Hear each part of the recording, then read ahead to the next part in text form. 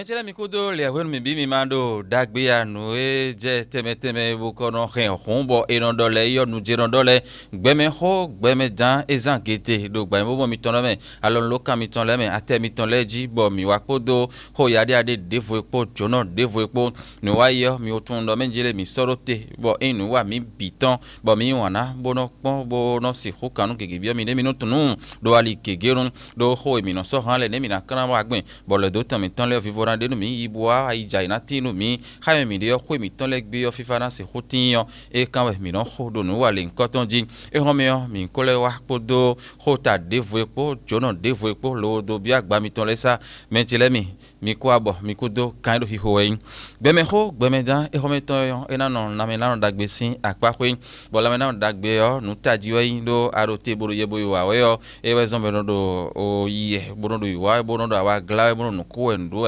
hanuwe mo do gbedu e lo la mi ka wa down we le nu e ron bi yo le pon me bo no je niji ne kra agben e ron je do to ko gbonji a ko zan gbe je jane e ron je we zun kanji o zun pe to ko awon ko ne kra agben bo ajiji me e ma wa ba me han mi na no ken do we le ndo nu wa e ye jin bo e ho me mi na kenu do khota ji deju bo khota ji yo e ron go sin ne mi na wa agben bo taglo me mi ma no linu pon kaka be ran ze kwe wa bo na no re mi wa do azon de ti lo bo e don yoro AVC e homedin bo e de bo to lo kha e no zimede bleun bo ne kra agben gbogbo yin konu mo koton le yo mi na kende o do fi afotele e kra no de alote kra no so ran na hwetonu bo e ba joro me yo e ran si hu tun le na no blogbon keun ran mo ko do sa fun ipo joro mi ton po mi na kende ho enele bi hwe e homen lo hwe yo mi gbogbo mi na do joro mi ton gese no mi noi do no mi kwa bo mi ko do le hwe no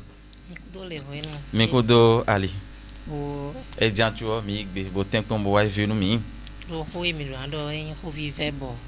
mi do na wa dandan no e Joyce homenu doto gami bo doto ye me no pe nu kundo o hunji podo ele do teme le sin azon ho wo e sin azo e mi de mi no kaka no zon bo e no sin kan le wo e no idiota glo me bo le mai mo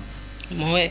ene ho mi na ken do o ho ene AVC e ho me dion e do mi na do ko me o azonte ka imo buka wa bo e do nu gba e do so ti ngbe hoelo e mizia kanje en ho de bo do an kende unugbo do AVC si azon mengigeti bo e no pachado e do e te ka azon bo egbe so e no se do amele jai boku afo boku alo bo idodo hoelo AVC we blo AVC si azon en azon de bo en do fidebu de cover staglome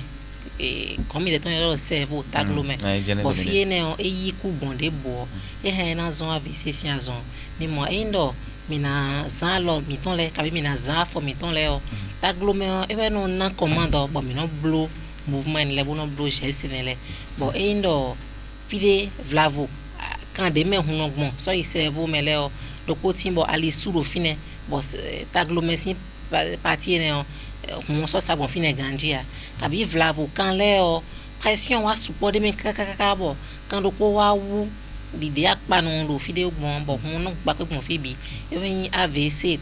teme we de mi no mole bo AVC si azon de we one fide bu de over taglome bo eyiku do nu ene le wutu o me o e he o na kwa fo e he na kwa lo chibo si de voler kale vode chobi na wa akpa ni ho yo ho me dion mi o mo no me jele on daso on dasi dion mi ko do ho do mi ton mi de ko do video e ka daso bo dasi yo asu me toron doctor abi no do no abi asi me toron doctor abi no pero no sujeto di asi che no di bo e no do me le do lo e no adai bo e je fide na je ko asu me to mako be azomon koton asi me ton kan be azomon koton me khole ko no jazon e no dai e homedion ne ka gben bo no le amodo ton pe di o vile kon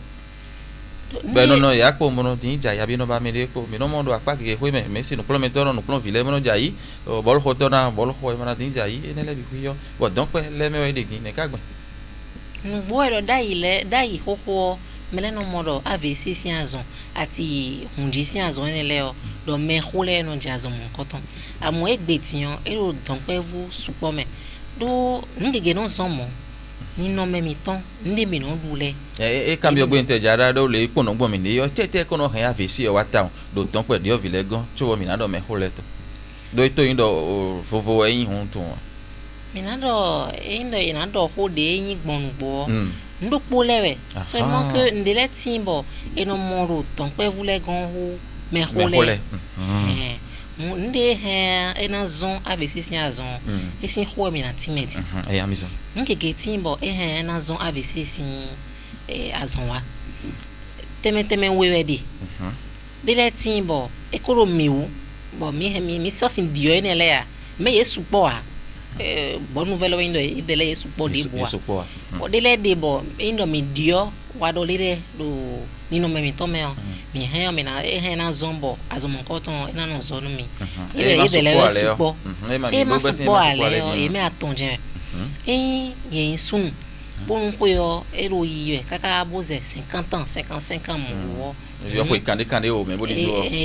kande o me bodi do mo risque do polo fine ye sun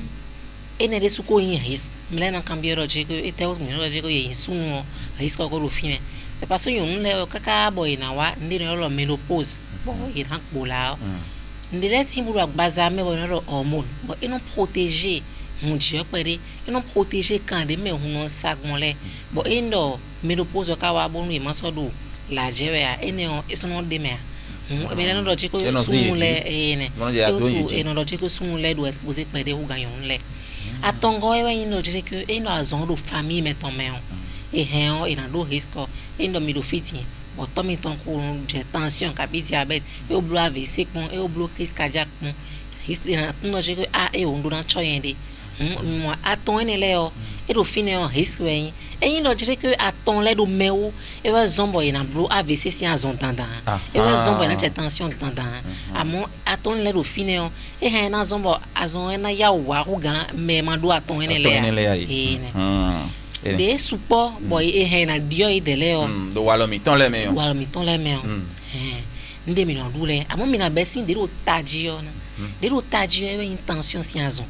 tension si azon egbe yo on dit on wa do si azon ho le me on dit on wa do si azon e nde bo e no zon AVC tan boy do tire que endo azon do meu bonu e mando amasinton we ganji bonu tension e wa jireme de no no e no zombo AVC si risque et non multiplier fois 8 tension si azon et no ya o jeji di me et no ya o jeji kaka 8 fois e we do tension yiwe diabète le mo ro fine e ndo sukle support ado vivi zone me vivi si azon e de sudo o di mo do kan plado kan we ne mo AVC zon we tando melegon e cholestérol support do cholestérol ndi don de bulu modo yo mi mo endo edo amisin le do support yo ami o pe ya sa no mi ja pe ya le na mi pe de gona ba mi no do ple sinta penchen ene le bino yin risque do eno jo e wa support agbaza mi to me eno i janchi kan de me hun sagbon le bo mi mo eno kan de me hun sa so yi taglome on eno fine le jule janchi fine mi mo ene na suali yo bo ka suali yo ena ipete AVC science on wa edo mi de bulu cholesterol support do a passa ancien no alcool soda bi mi ton ene inde wa hu gan ede sudo AVC science on mi me yin wa no ko eji akaka bo wa bo pele je go to ifa ko ayan amasinji de fine ko e manam lo ho wa no ye surtout amasinji ton ta won mele no do no amasin bo no amasin no mi no be bo azonbo mi ne azonbo ede bo wa ko ko de chobo elevodo ndevo hewa mo ho do ancien inde bo endo etena blo nu ganje na no zo no mi me mi no modo jire ko ya do injo to bio no ve onu mele yo tu no jire ko endo ina nu chinde chewe mi mo so la bi mi ton ene e do kof ton bonero ta lo pe mi e ganje me do so la bi nu yo ta lo pe mi yo se na hu gan do pogbero po a e hu gan do pogbero po hu e ko supore do etude lewe yo blo bo jire ko mo jire ko eno e hu gan ene yo e ko do risque on eno anu ye di mo no ho we aton bono do o meton de di abi ko agode gbe yo eno ho ipe de yo e chi mo yo bi ago mi ton ene e hu gan lo po e ko ze o ko ze jire o bo nya le no de gbe yo no ranu we cho yan jeme mi aton cho yan jeme mi nko wa no so indona e ndo po e he na jeme no memo kesi e ndo po mu sinde ji yo na no dia ble no sinde ji no sinde ji bi na mo na jeme mi azofo wa idi do mele de bo surtout endo ye ise moni le me agoji mo no e o et m'en servi à ancien et nous ai bon wa bo nya no so is human way juno che ye wa hande rude ai ba no biaje na no do de le o sukle si e he na do cha do vivisi azonu e do han le nu e but you know wa eno akpacha do e bunu ko yoro jijeji e no amado vivisi azonu ye no e o no sukle si a biaje no no te do biaro poso mo bunu akoro suporo agbazami to me on de si besoin ma do a e no zero zone de voler o sukle de me mo e me le no do alcool kere no e bunu wa che aro vivisi azone bunu wa che AVC si azone le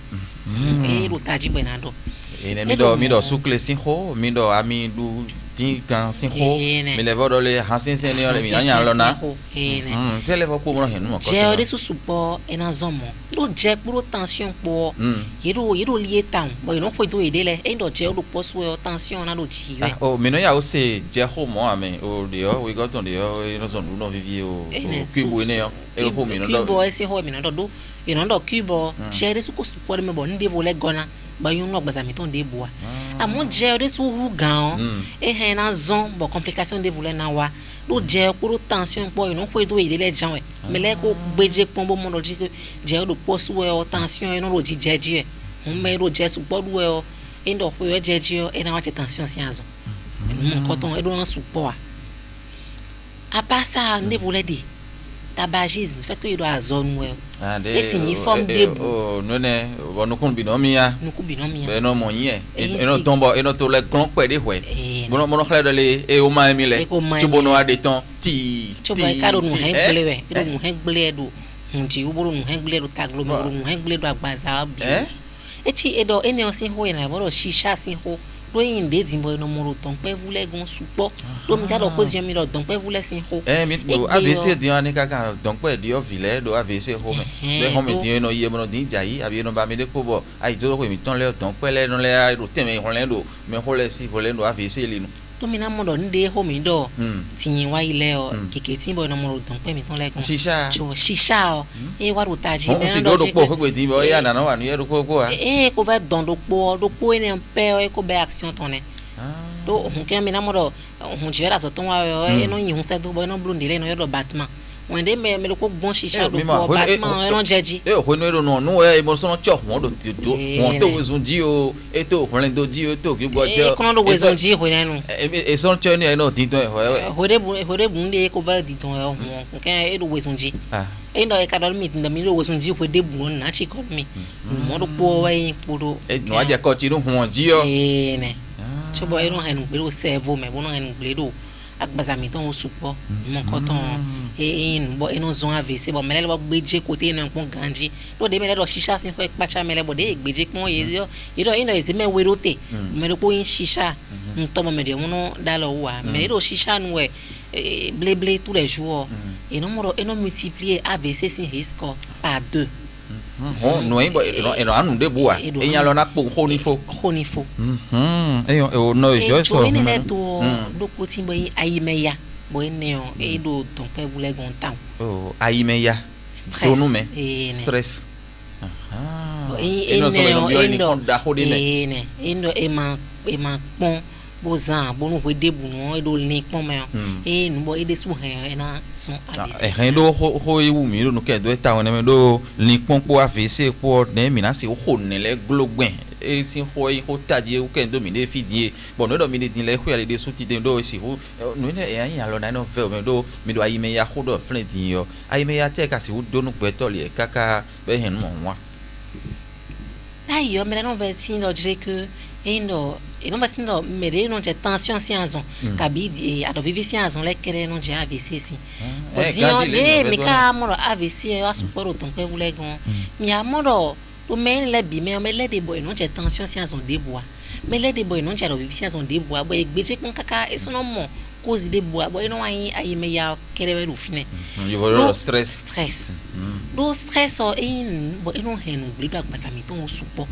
e hena touché ndi ko veru agbazami to mele bi ati cœur e non wa so de ji town e non wa so do hunji bo no zon ayi me ya e do stress yen bo mi do tin yo e so mo dun sin ta glo metan e na so hunji o de bo no henu gbe do mo et nous aider gbèsè kon e bien mon dit que y m'aider non vivre stress ou pas beaucoup de boulot et donc unique moi le souci mais là tension si a zone ya wa le kon e to gan mais mando moi mon boy non blo AVC si a zone bon et ndo stress o ka wa mo sien de nan sien bon mais let boy non blo AVC do tem mais a zone po mais nan se do on let bon mais we ro jere ko me do po jai bo kwa fo bo kwa lo bon mais non mo do no ho wa bon do ai do jere ko e da chaka tu sede ai somo mi no se we ndo jere ahime e do jere ahime bo e pro jere do le bo di jai me do menine ai e no imo dada when let bon comme des recommence sinji stress et wa niveau de et ti mo mi mo quand de me hu sa mo taglomele e da ye wini mo iro fragile pere bonu mo e sakpo do ron de na sakpo e na zombo fini na yakpa bon na pa pe bon fibi e remédier no montant ko mi ton le be no so ke le me bon titi ji abi agbasa ji ali nu kumele bondo yi epo no din ja ikon ka so e no mo nde bua vla fo e ko gosin ogberu tin han tende boko zan hatan ye abi boko si honu o nemi ka no do din o teacher ni o din e si onde bo mo do e o fi je din me bo no mo ko ino ja inu me de ajiji boro alita o fine ko blone boya e si bondo fene boya e si ho gan ogblew nous mon xami de din le bi huina hen mon coton wa e peut-être bodo volant bodo moto ko o blo accident bon mais tundo e tunde o to blo accident do nde buzon e ndo e monde budo ajiji me ba ya wa e mais dans le cadre de corazon de Jesse faut gbeda yi Jesse fait gbeda yi ba wa ndo volant moto wa kun e de blo AVC o do ndele ko fin na ibe moto na tension sin ko fin na yi comme des mon gbeje tension ko e tundo e dia alors évidemment c'est pour finir là bon link pon de wa je ne le bichi le moto ko blo AVC blo accident na moto on alita o vigien ko jone mais était zombo et perte contrôle mon blo alita o vie mais non mais son ya ni cambio gbe ya e de ho medin o mama ran yi mara so ke ko blo kante we alors lo kanzin abi na moto ko we mara do kante we alors lo kanzin we bon ho ma le en fla fo vi de ko kun we bodo yiwe bo medeko yoi boko dondi no da lon lokanji eni o hena zon kakabo ayi me o na gbade mo na bi o tagulo ka we na iba medeko ngegeti bo ho gegeti bo eno e wa menele gon ayi o hena gbado kakabo ina do AVC mi azon de do etete ka si huzon bo henu mon koton le wa bro sin abi sento ne kana blogon wodo nu le hena henu le wa e o nde ko ve inu be ma donu kuton da ya e non zombo stress ono wa he ne wo stress o nde ko ve inu bo e je do ajiji me be ma donu kuton e no e je o stress do fine e si yin dagbe e si yin vel dagbe wendele chobo e non zon stress o lo stress o e de dagbe o chobo de no henu gbe mi no mo amo nde ko ve inu bo e wa do ajiji me be ma donu kuton ba donu me o e lo stress son amo de mi de mi na no wazo de u bon e we na zon ba mana henu bledo agbazami ton wa eyo e na temi do mon jeme enele bi huindo no o aime ya ka wa stress ho do mi de ka wa alote ka hen e na so duna bonansi ho kande melo ino ya no hodo stress sin kote aime ya lewo e do atundo e inde bo e do pesami ton me do nde o yenso ndo fiti ondo ne maybe don't do stress and don't de wa do ajiji me o agbazami ton no do réaction ne wa in stress e nou voa e ya zon e no mi do monto kun ezimbo mi na mo do che que fravo accident de do angelo nou comme ton mi na do stress ya senti do ai meton gbado meton je audible e ne o e ko ya zon e no e nou bo e do agbazami ton ba mi na mo tous les jours amo me leti bo de na gérer bon après et non i moi me let mo de mi de mi mo mi da di mi mo o kan e ko pere ba après mi continuer de blomi de me let mo e na bio azon me e me ndo i ma gérer ganjia e na do we ne on ko mi jo asam bi edion vio e he na kuma bo e na do ho na hi ho e na do duro sentir do contagier cheve bo e blon le be na monde ya do e gérer stress e ne on ganjia e mi do antun logique nu ne le ye nu bo ero gbazami to me bo ero normal nde ko ndo kan we bo no ne no wa mi bo ina no wa mi do gbazami to me mi si ton le bi ande le de bo mi na to a be na no wa bo mi na to logique ene le de suru na wa ene o sana no pacha mi supo a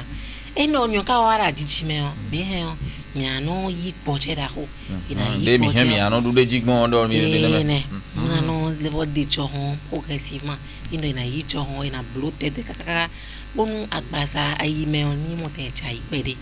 tio ni ko yi me ho bo aso ato no mi bo aso me de yo nu mon koton le hion ina ba chono me da so me to me inya lo nu zo ato inya khoso zo ato bo o ayi me ya wa ba cho me da so we no no le ale aso atento we e wa mo bo e so do ede si ai ba ede por aso me e ja iro aso me tinje ka dun do fidi ne tinje mi no fi da bo da lisane bo ka e mo do aso khoso aton bo e chile te ke yana henele wa aso me ton si huino il faut un milieu professionnel ai me ya na gosi figege na gosi ho meton gbechi bo na gosi azo meton me e non so se foi wa azo me dia chebo me no so se gun so ya azo me lo ho gbe ndo asupa sipo lo gbe bonu wede bu mo tagba ai me ya kuro fine kuro fine nu jere sudo wede bu no iru tagba mo chebo azo me de su ndo gbe to mi me no azo me bo ndi blo e de bu no chechi ton an ka bi no modo ayo firo de ndi tiyan mele bi o moto yo no kun yo ponu eru afozon e o me de do firo le diyan ye bi o awu arriven we no do yo no pe bu no do ayi me ya ko fine e o firo azo de one day normalement ye sun he na nta me pomo na do lele na wazo ogbon e no jomi do bonu ma prendre décision de bois do e o lele en bloquement e non nte do nu bona ke do ho de bu wa ele bi no zon ayi me ya do azo me chobo ayi me ya na so société le soumet ahime o alidi o satin o jo gbate sotin o une fois de ni découvert au fine bon e ma nyomo nu mia bon mi do ta me ni ponde we o e ko do ayi me ya zon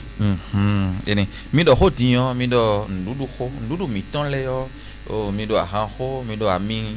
dinho mi do cheho mi do sukle ho no mi khale yo dinyo e di ndudu te mi ka si hudu nele me vo din e home mi adu no je yo ne mi kan blog melo mi jo che sukle ami do jo du no ya mo do mi de o nde nyo do ho me we ndo nde bu vemia ndu de bu de bo me ndo no do dinyo e vemi mi de mi ndo mo gbe de ya nde de bo ndo e supo ina henu ble mi le ina de po nde de bo ma si danti bo kon je era do jeme amo indo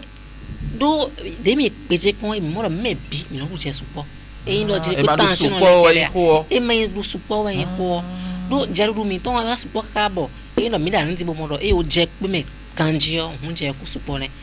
do wa lo mi ton le mi o pon je dudu indo e do nu ku mo do je o do ye o hun je ne o supo dia mimo me je over mia su cleo de su e na support surtout e do o coca ho e fizi ho a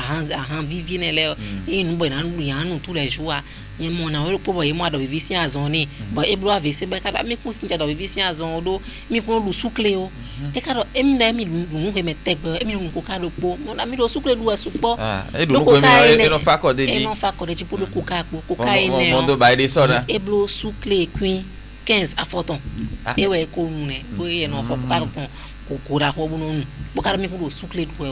et non, non, mais à million de sous, et donc en support, et de jamais, il est de poids, mais n'est rien, mais il peut nous sous dans le pot.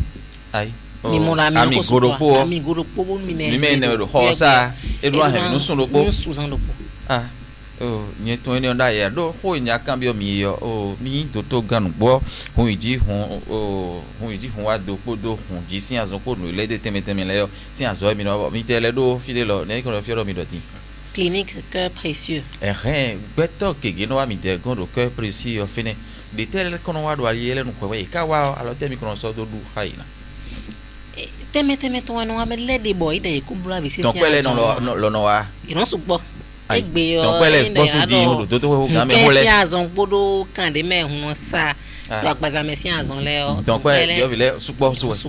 lu me ka wa ne mi ko no tun de wazon nde ina chudo bu ngazon ko tan no zo ni ye no tun abo ina wa endo tension do me o mo e no pon egbe tension ba eji est-ce tension do si azon e ro to ton bo do me le de boy to ko e ron di kesi kabi nde ni pon e ko de si azon me bo wa ba tension eji e won le fo gbe chik mon ganji won pon tension si azon bo ya ino azon do fine no gbo hun e kan na won machine le una na conseil le e o nguru sin côté an de alopo nle e o légumes ton ene mami ton ene le an do support chaque jour an do ma e sin yi carotte e sin ya ko ver le sur légumes mejende ati système ton ene le an do tous les jours an conseil ene una won machine mais gégeti bon e ya ino ajo machine do do ino d'accord ino mo do e o te o to bona fon zan tek be bona do amasino po amasiyan tiyan de timbe no lambo ai honu kono e ma onu le ya o e no gbeji a to chire so role ai hon pe ton ma no e o nka je nu ji je ni de blo meji nka je do so chu anu egbe yo e pon te pere hon na no yan lo na do poropo nde zo mo we indo tension si amasin le o indo minu kino podian azo yo aton e fodo 24 heures ke ze lo po pewe e o fo aso ton fo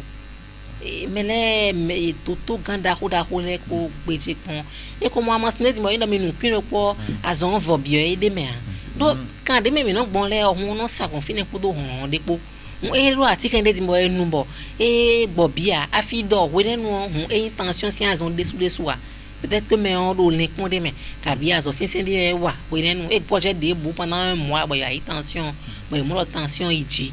et effectivement après quelques semaines rien jamais ndo ba ra yo rien boanu a bon roi man le ple de dio tension si azon yi boya we nenu intention si azon dessous o tension ko wa bro niveau de yo et jo amansion do ino mo tension on le bo yiti on yi pe de gonda yo do amansion azon yo aton et do durée de na blo bo indo durée ne wa yo amansion e so de boa ve e o tu e fon san te gbe na dam no amansion ne no husu hunke on sin lulu e we no mo ko do sa fun e we no me no wa kon chire mi no zemo hunke on sin lulu mi mo no zemo amansion na do hon de tension ka do ji yo e mo hon e no do hon do e bona mo ten si hon se do bon kan le me e do hon do e mo na chikoni e we yan azon de ina amole e no e ka do hon si se do e bon kan le me so i servo me eyan e ndo mi do jardin de di mi do flower onu me de a hun sin ko do pression sin po mi mo lo flower na kusin ndo po yin agbaza me e we yin hen le we yin servo e we yin do agbaza me le bi eyan o enele bi mi ha ka so do tin yo ndo mi so avc o tin yo e ma yin sunu nu ni le flafo yin an tetele ka hen na hen plero me do hodo po me yo gonda hodo po no la na ndagbe ho MSAbi me to le mi to gonon de o kente me ten yo volo statistique e te mi kasi ho ho ponte ya ho ai mi to gudo ayo e ponte ya do mi do le ton pe dio vile no le support do di ho ga me hole do ali enele no e de mi na do ho tin bo mi do hodo ndi ran na zon abc sin azon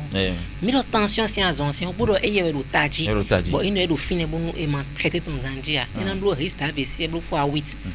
bo tension sin azon e ka yin de bo keze do puropo e no ajeji do to ho bi me no hen do me wule yo dai yo mi no dire que e no eze me na do fidion na mo do me do pogun egbedian e no eze me aton lote o me do pour tension je entier mi mondo e do poste peut-être que e no ho lele wa jeji dian e si mo amolo je que eze me we na mo do me do pogun e ne le zombo e no complication AVC ne le de so wa ro jeji do e no ho do tension sin statistique ne le eyan hon mi do ho di mi do o aimeya de so aimeya no e ma pe obodu do mi de dia bono inspecteur bono tele bono ya ocho me ni do na hwewe te ka hena ingle do mewu do apari tele hwe aimeya e inde bo e ma pe obodu do dia ina hanu gula agbaza obo eyin hun ke on kere a ina hanu gledo taglo me mi do AVC sin ho ina hanu gledo estomac mi to me fide ndu no gbon bon menele e na so mo bele no je UCS azon na ai no je UCS ta ibo nso je pon ai te o to bo fi fun ai me ya do mon blo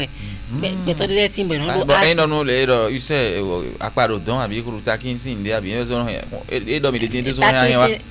ai me ya so ha na ha wa do na so mo fi ne o e na blo acide support acide ka support e na ha no ble do estomac e na zombo muscle de gbon apai tu mi ton le ru agbaza si ko mele o me na senti duro gbon agbaza bimbo ina mo nde ya stress ai me ya do mo so e no henu bledo mi keke o mi do ho mi do lo ji fon kan si ho me diyan e no so kweda lo ben kweto abi na so azin po din abi de lo alors no quatri abi afo na ku ya na ti de carbon de to alo to mi abi te o clean afo vovo ite so no tu wa kaka bo son lion e ma wa nu ya nu kana je kenu po bon le no ti mo o ai me ya stress o abi AVC tension no henele wa do fine o nemi kasi mo no je ugwe tension si azon me gege bo ero yi we no santi india eu tô dando ero tueur silencieux ero me we ma sama ma kenu ero me we aboy tu vois me le de boy na santi indile nu le we no me le de bo tension idiote na santi do ta no fin surtout do ta assim o do cacabio come eu não gosto então assim o jogo do miton fine bom bio come sabe me le de bo no sentimo me le de bo não só quando come ba no liblo ya na zomo seulement que ainda é moene no tension é trop loin tant que ma tension é sinto tension idia do de mi do mo me gegetin bo no senti ndia lo ne ka de me ene de me le de bo no senti vertige no mo no come le cabine le bidu le do rosa e tension idia no quase no me no do influ ya na zomo na blow na do to sinfo me le de boy na modo a contagion no veye kabi nde sport de kron buda i bon disons que normalement e we gbe on blow e fo pe de pon disons je file o bo je na ko do me tension sin zomo che bo nde voler na zomo lo AVC sin côté o e do nde no son le bona ma endo e modo me de we na do o me lo tian e chi di e ku do AVC blow e we endo ite endo mi lo ko do hamendie mi pon nkuton me mi modo nkun me e wa je ken e no je ken no kunzinho rodo me dia e nkun sin côté le e na modo e je ken lopo AVC sin we kabi me ro rodo e bo rodo no normalement e chi ku ipo ça sin do ho mi do rodo ni e bo e tin kun bro ho na do e chobo e so e do glo e so ku bro rodo e tension sin do fine ero hodo ebo ero gbe yebo e ka so no mo nkun je hode do e dio me wa je anti me gbe bio me tension sin do fine me oro te da yebo e no wa so ton da bi ganji e no dizoni ganji po won aforo poku ka bi alo poku vla vo afo podo alo poku do kote do po eyin mo no zon eyin sin bo e mo do me no do e o e chi yo me lo honji hon ado no do ani ne AVC esse kudo AVC bro kabitaro me on fait kaka boy ka mon cause bois yo e non tu an e na blo mo endo e mon koton e no aya o lo ne no samu urgence moto bo na ya wa so me o lo bona wuli bomi do endo AVC sin azon wa e do temps de me e na ya o pro traitement le de bo mana henu plea bonu de afọ ku alo ku e mana mo no mo kaka so ya bonu gan ne o me din e na blo education amo ho le tin bo e so mo le ko wa de ko le gbon ho ya no e a zone e henu yo e supo lo gege ni pon po AVC po ne mi kana ho glogbon ho ni o ken do mi de ho me ko do no e joiso ho me no po to gan e no ko no kun do hun ji sin azon po do e le de teme le po ho de voro mi si do ho ifo no mi de no e bo e mi ko fi mi azon de o ho ifo le ma mo no le ten ko ho ifo ton le no zan ketia ten ko ho ifo ton le ka wa file no tro so ten ingredient BPC so ten ingredient i back bo ho me ton ze pa no e ho mi de me ayi me sin azon abi stress ne le bi ho te me o ka si ho engledo no fi ho ten ko ho ifo ton ne le ine rando ko vie aso te kana invito vi non le ton do po hayi le côté ne invito vi non le sin azon o mi to do de o tu boa do invito vi non le ton ai me ya inde bo na waru tene o me ba ru normal to me do indo ndebu de ko ve ba ba ma do nkun da ya ka bi inde bo e ko ma mi da ya ai me ya no wa lo ndo weji e de do ko tin bo ru nu hengle bo do ko tin bo e no lo stress positif do ai me ya ne o examen le ton e no zon bo no ado motivation de bo no mo do o egbetion ndi ntun le bi ndo ran dekle e o egbe e no dijon file yo bonu yezenyo wa ndura tempombo na ya ofu ndura tempombo ndi npon o hodo po me bio nduna wula ganji do egbe nduna de performance tele nyo ati nduna de bikle nduna de bikle e no stress positif bo me le de bo e no stress positif e ne wa e no level wa zo hugan azo de do kunu wa do azo me da ile e we do na inu yede amo e no resida kwa biome bo e o de ngove dijon examen sin hosa ko hiho e o ko danger e chi mo e so yon e do na comprendre e o na ko si fait bio effectivement respect do fine do examen e de no azo do azo metegbetegbe ton ko do gbe chi le po a ene e gbonvu e do normal mais ma santi do pere wa ama do wene de wa de ndo na zegbon nje fine ndi chanyo do na de nyen chi le bikle ona moro melena moro e o de ndi jon don effectivement wazo ganji na vivi no mechile na vivi nyende su o wende ka wazo ganji bo na e o melo e wazo ganji na vivi ni e ndo nyon ka wa mo e na tempo e na goje ton ten mo na tempo mo na bio edeme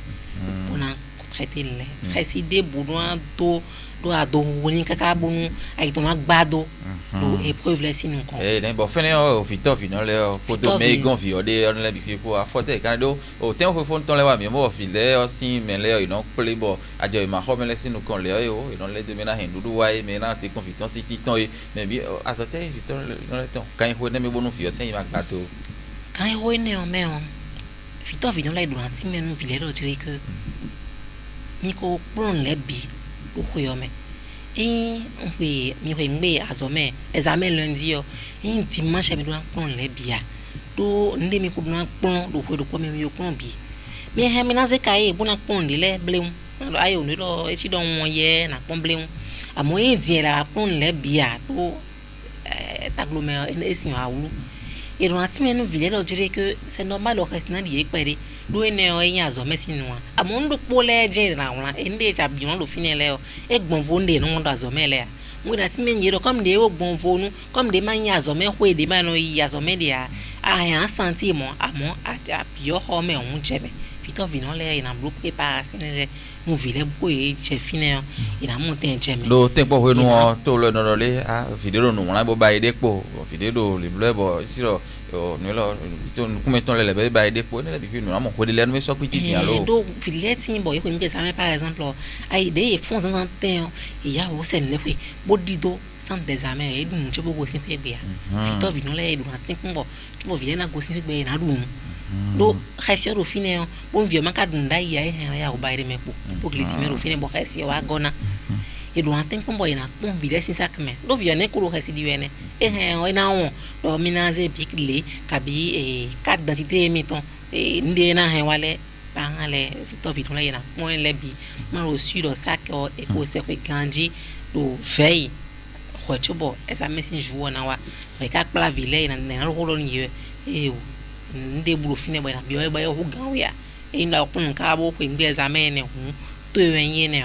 mina i me ho mi ton le sin apa pe mi do pepe mi ton meme mi ton to mi ton no mi ton le sin ale nu fine yo ne e ka si hu no po ha igon do po gbe bo AVC son e manon yi ti din ko de le no bo kun ro ye o mina toju e me ho mi ton do po gbe bo nu azmo ko ton na mo ten no zo ni ye yo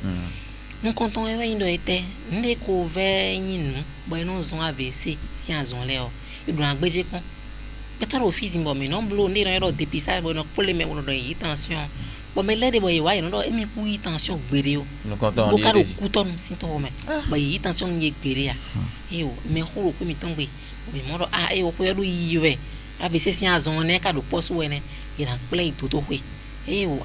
me ne dien ko do we de il faut que chaque année ro ko po me na play bana no imoto to ka jologo ina gbeje hun ken kon ina gbeje kan de me hun kon le kun no sudo ayo nde buru fine ba ya na zon AVC sin azon bon tension ro fine ina ya won la ma sin de na no bonu azon ko to mana wa ina ten pon bo hun de me ro me ho yin we o ina ado ho me sin do ni egbe me do me le de boy ro ko ro yi we o ina le ba sun je yo pofu do asan agbaza kaka wa je niveau de o agbara le sunu wa je kudo yi ti pere file do pe gbe o accompagnement de na blo one do me ho le ko toju mi de le ka ba mi osu de de je me ho injo e o de na do gbon mo ime ya ma do fine yin ya do e do me ho yin we o wen le ti ma ime ya no wa nde ko no buda yi ganji le o e do bi blo e ganji we ya nta fo de jimi ya me do e ho me din no mo le mi osu boko dasi ai mi do mi kun so se le to po no po abi pepe me pa o yo mikoso boko daso e daso le aso menton ko do ayo e do mo me ho mi ton le be kere no do ko gbe bo no ko le no bo no ina iso sunu zen e na ize sin abi na iso ndi ya o et donc on dans un cadeau ici bon yoro pour ka fi do wo fi fon do fini hen na zone e la hen do mi de wa ble wa AVC pour wa ti to mete ka hen na no bo me ko mi to do masa no no be hen na hen ble me le tin di bo yoro ko ya bo yoro yo do me par exemple bon me ko le kede ro ke bi na tempo mo na yi me bo me na ro ko be bona no go alo nu me ko do ipole ho ve no tandani no bi de me lo chite bo iblo ble chite bo iso ble no azun pete ho le nu sin mo le nu do agbaza de so veton agbaza do su gudo iwe e chi mo o gan ho ni me he na link do ayen sun ka ji o e bi ka jo mi do e gbe tiyan ye de so e so bo kwese do esin e ro kwese do e hon e ro no bi so se do esin chobo nde kuno ho edo me ho le wa do ko de enyon do yi de lo puno na no ko bia ya tin ko me ho me lo po no ro ko e en tan tan me na me ho a mo na lo fine e o indo to lo po me mi de o to lo po me mi no mi na tin mo ina no do gbe ni ye e pe o ne aka de kun ai o aka itutu ogun amasin tori anu ya e o nlele ko do ya flavo e di jan ma alisa ya do alisa haye ina na mo do e o me bi jomi do wa e do taji town onu azmo ko to na mo ten no zone yi mi na bi o ko do mi ton me asukwa sipa fi pan tintin o alote ka so si fu so do nothing do ko mi ton le gbo taji o khosa do azon eni do nu pa do ko to le me o ho ton le no ami gon flafo pero yo no na classe tout temps bien so na classe yo do azon ko ton le sin ali bo e non cho bo when le tin bo e sin yo no ka bi sin sun me de pla me da zon je wa bo no mo ro yo e ko chi ko ni du fait que me de so ro zon ndi we ya no so azon me bo ko hin wa ya ti fi ro po kaka bo when le tin bo you know you don't play bo yo no zi ali bo no yi kabi hun leti ro jo sono do razon me mo do e chikoni kabi suno no ya uda si devo to mo no re no yo la si ton corazon je ko ko ezan idi corazon je boy o so ro te ti we abo no ya uda si devo bo kup keke tin bo no yo no gbe do ne o na tun lo o no edu po nu mo nkan to he na wa bo no mi bi o ya me ho mo ro agbaza mi bi hen ne amo nu mo nkan to wa zombo ina de alo si me de o bia no e mo do o evel nu me bo vraiment moro e chiko no media mi to go he na ka hobio e o nen kana blog mo ko lo na pa mi do e de no togun bo e mana pe me do me o toju e dia e de no togun e le vo de to de no to hamele e ho me dion o do hun iji hun wa do sin ali no ya AVC sin ali no ya e don dali jere me na ye o tawele un ton fele be no blode email e kan mi ku so amasin le mi amasin le mi no yan lo do mo no ku so mo no blode yo bijen mi no mo no ba mi de to le ya abi de le de no bi o to ko je mi nai amasin ina we le oni sa amasin le no e ba le ko ku so blo le bo so no blo ai no wa zo ta nyi sai wa zo no mi me bi e do hun do po me bi je ina no wa zo na mo amasin do po no wa zo no me do po le bia me le de bo e mo tension si azon ye bon lo e o fofo che amasin le no sembo tension no normal e bien fo bi e so DJ ya yes no no amasin mo koton amasin le e kono gbeje me lo po no e o e de tension mo je diabète ai o tension est ton niveau le e de ton e ka 20 ba lo me de ton kono do 14 to fi e le bien no po mo na amasin me mo amasin de o no fofo to be la zo ani we e amasin do po an tantan bo e na son potentiel to no normal we go indo amasinde no yo indo adama lezi mudama le tension na no zone me but tin dimbo e drama ni mo bo e jo tension scientifique en bito bo je ne ozaje e ne bo wa to ko epudo AVC pon e je konen no so lo zone india chaise roulante me fauteuil mais zero bo 6 do azin ko me do ebu AVC do mi do nkeke do o amasin e wa zo no o me de fo yo hena kon zo anu yen do agbazale bi o vovo me do po agbaza ton do po unique e sin ko do amasin de won me de o e ka sin ko do conseil de ko do e o ni no yen nu lo tun jas mon ko ton bo jo amasin me ton do a do me ge jo do wa ipetiyan e wa do regret me wa do e wa nko tun na jo amasin do a me le no maîtriser le bia nkeke me le no e o le bon ayo zimbo duo tension e na bonne mi ro le to kuno to mi to me ne to kuno to mi to me when let me le ka de boy no tun de na sangon do amali ndo mi de ne mais to ga meton la ezia zo de route ba yo e o diyan e na pon côté ne de so bona pon e na peche pon ye me de no wa zo le côté ne o le ne kana zan amasine le pon bon e mana hen ngbedo hen wa do mit ndo hen lo fine bo mele no chazun ka bu no idealise do e no zon azo hen le no abio ali no abio fi mana abio anumi endo e wa do amale no esu pa bo mu arrogant de maro na ze wa le o e no zon azo hen mi mo endo e password bo do e o ina club money mo na son do password me o endo mo le kon support awon bo e wa ro 50 me assim tant de na ido ko no se na dimble un dono mo le ko inclé won e na gbon no mo le kon support mo le kon support ndo ko endo do apasami to me endo mi a su charger rien le ko do aman le bi po azo yo ate ton na ve oni bo e ga lo hon do ka e ba de menji e ya e na wa e na go ajogbe fi de insuffisance rénale sin ko le no wa de oni bo e pio jeune ki ke sin bo no mo insuffisance rénale do e no bend le nu no ko kan de aton tu vois tension si azon le sous do monson et diabète alors vivre si azon le sous do monson mais à momenton les 5 côtés il faut que de to bon ene e yon boy na mo na do e o ama le o de mi peche point no azole amo e na mi do anzele wa mama e na henu play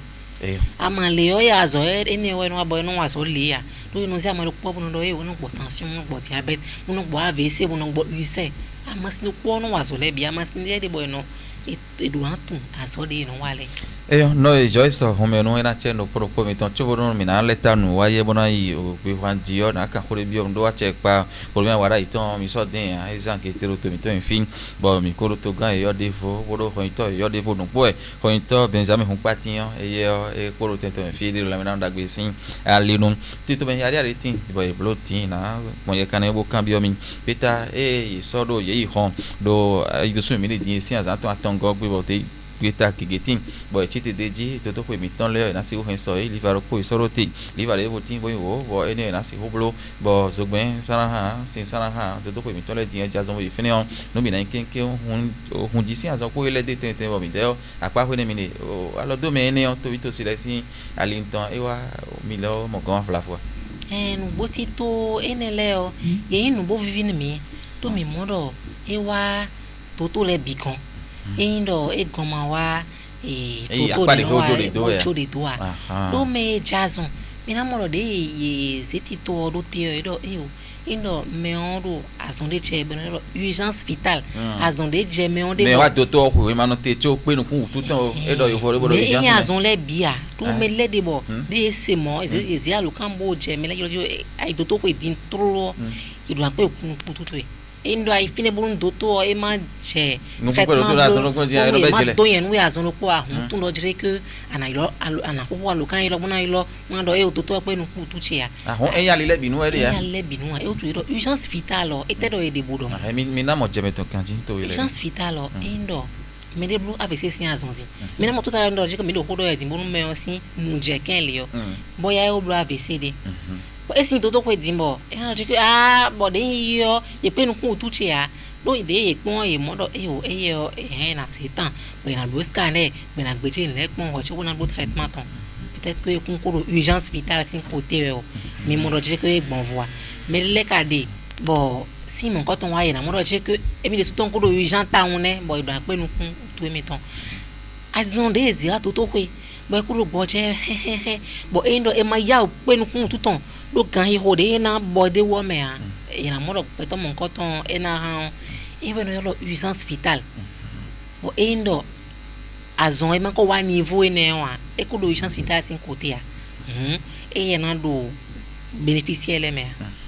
eyo e ka wa cardiologie do mi do autorité ya ministre Benjamin participe bodo il est sous bloc conférence de boy lo journaliste lebi bodo urgence le bodo bodo infarctus myocarde e meneno crise cardiaque non do